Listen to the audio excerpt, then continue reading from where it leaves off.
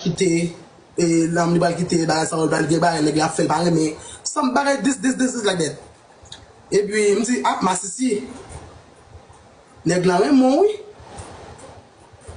devant Waldo me dit ça me dit ma sisi nèg la mon oui pas quitter l'eau me dit soit quitter l'eau là oui me dit ma sisi pas jeune ça facile on est capable de gouder non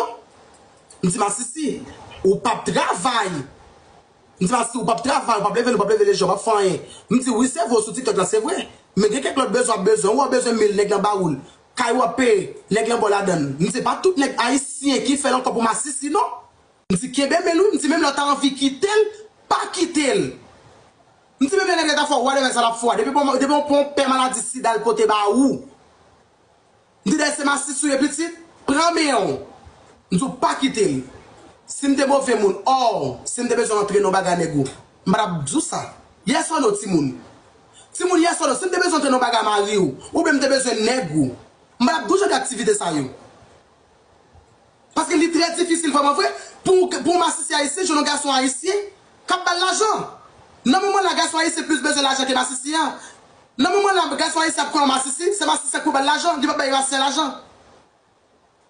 me dit d'ailleurs on connaît ça avec on va faire saleté hein lier mes femmes me dit reste au moment me dit reste pas que bagaille d'amour bagaille pour aller me dit ou carrément nèg ou mais bagaille pour démontrer